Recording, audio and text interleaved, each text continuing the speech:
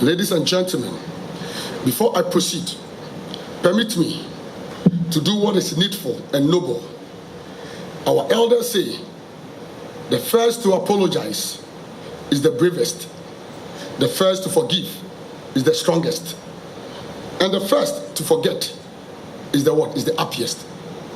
Taking counsel from this proverb, I wish on behalf of the National Executive to sincerely apologize to our distinguished honorees and invited guests for the late invitation to this program. And may you also take inspiration from the call of this proverb to forgive our trespasses.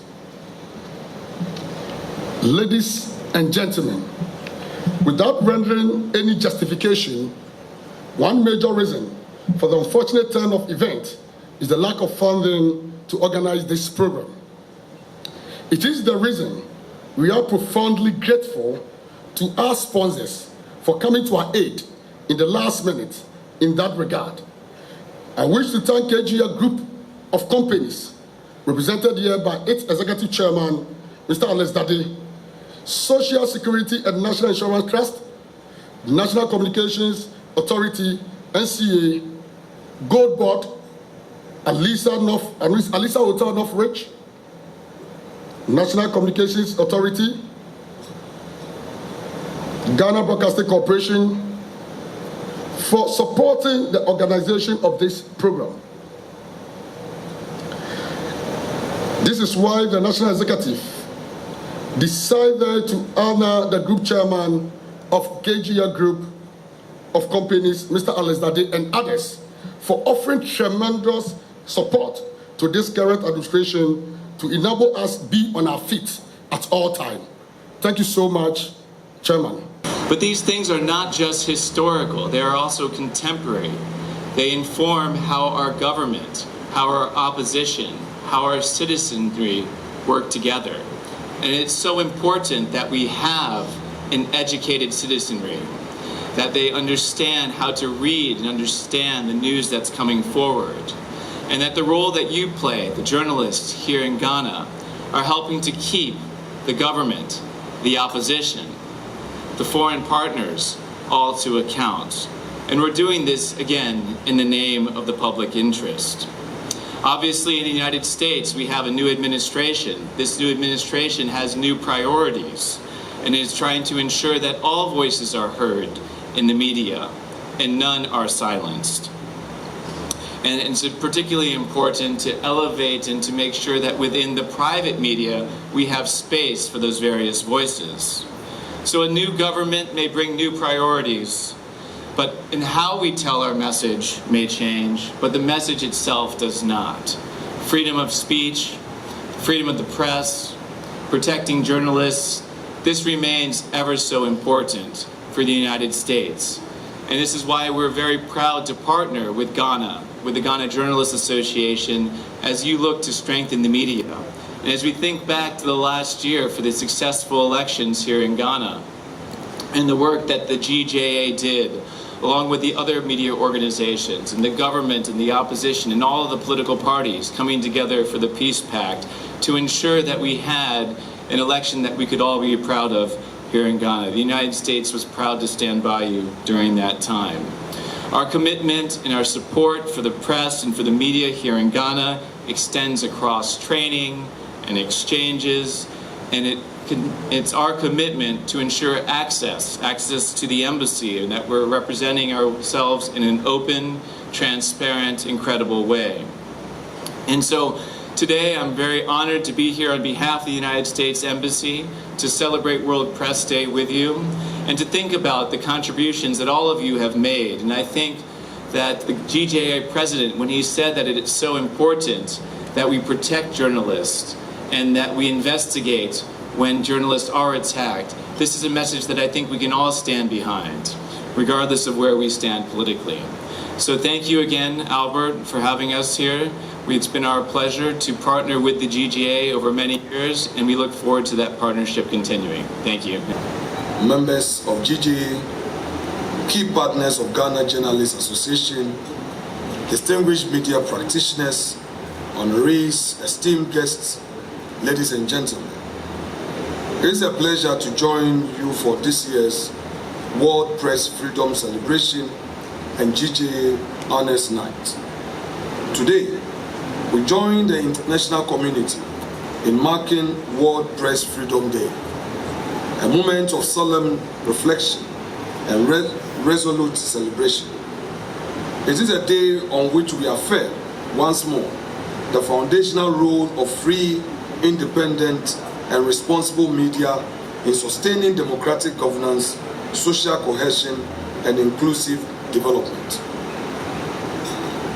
Since its proclamation by the United Nations in 1993, World Press Freedom Day has served as a global reminder of the fundamental principle of free press freedom. This annual observance serves not just as a moment of reflection, but as a reminder, a call to action to defend one of democracy's most sacred pillars, a free and independent press. This year's theme, reporting in the brave new world, the impact of artificial intelligence on press freedom and the media, speaks to both the boundless promise and uncertainties of our time. It challenges us to confront the transformative role of artificial intelligence in shaping not only how we consume news, but how we define truth, uphold ethics, and preserve the freedoms that underpin journalism. Artificial intelligence, by its very design, is neutral. It can be harnessed to enhance efficiency, to uncover patterns that empower investigative journalism, and to broaden access to information in unprecedented ways. Already, AI is assisting newsrooms in real-time translation, personalized content delivery, and advanced data analysis. Yet, with such promise comes a peril. We have seen the rise of deepfakes, algorithmic bias, automatic disinformation campaigns, and the disturbing use of surveillance technologies. In the hands of repressive regimes or unscrupulous actors, AI can become a tool of censorship, misinformation, and intimidation. The brave new world we enter must not be one where machines are weaponized to silence truth. Ladies and gentlemen, we are called upon to provide leadership that is both visionary and vigilant. We must ask ourselves, how do we protect press freedom in an era where artificial intelligence is reshaping the media landscape? And how do we ensure that technology advances our values rather than eroding them? In recognition and appreciation of your pioneering role in the advancement of press freedom and independent journalism in Ghana, the GJA honors you, Madame Adjoa Yeboah Afrey. Fearless and unapologetically vocal, you have stood firm for press freedom, justice, and democratic accountability in Ghana over several decades.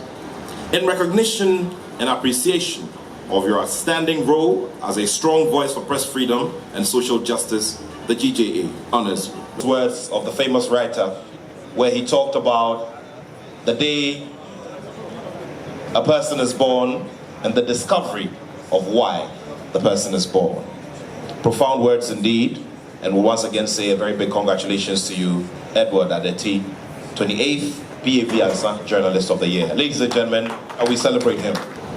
We gather at a time of considerable hope, following a period of historic lows, the lowest being our drop to the 60th place in the global press freedom ranking in 2022, marking the sharpest decline ever recorded in our history.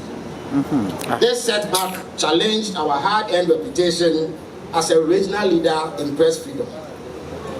Unwarranted attacks on journalists, closure of some media houses, and an atmosphere of intimidation contributed to this precipitous decline. These incidents were deeply regrettable and must serve as a reminder that the protection of journalists is not optional, but rather a sacred constitutional duty. moment, therefore, calls for both cautious optimism and solemn reflection, an opportunity to reckon with the circumstances that precipitated this decline. It is a time to reaffirm our commitment to the principles of democratic accountability and to recognize that the health of our republic depends, in no small measure, on the freedom and safety of those who speak truth to power. It is also a moment for us to evaluate our preparedness to confront the challenges of disinformation and misinformation, especially with the emergence of artificial intelligence. A free, independent, and responsible press remains our first line of defense against the distortion of truth and the erosion of public trust. As we confront these evolving challenges, we in government recognize the need to invest in building a resilient media ecosystem, not only by discharging our limited regulatory roles fairly and impartially, but also by supporting journalists in their pursuit of truth and upholding the standards that protect the integrity of public discourse. Today is more than a commemoration. It is a celebration of courage, conviction, and the enduring power of free expression. It is also a moment of reflection on the sacrifices made by generations of journalists and on the shared responsibility we all bear in safeguarding the sanctity of press freedom in our evolving democratic landscape. As a representative of corporate Ghana, I stand here not just an ally of the media, but as someone whose personal journey has been deeply shaped by journalism. My late father-in-law, Mr. Fred Ajman, was a pioneer, the first Ghanaian head of the Ghana School of Journalism, and also the press secretary to Ghana's first president, Dr. Kwame Nkrumah. His unwavering belief in the power of truth, regardless of how comfortable or inconvenient, continues to inspire my deep appreciation for the media's vital role in shaping public conscience, strengthening democracy, and steering the course of our national destiny. He stood for integrity, fearless advocacy, patriotic national service, and the conviction that the press must serve as both a mirror and the moral compass of society.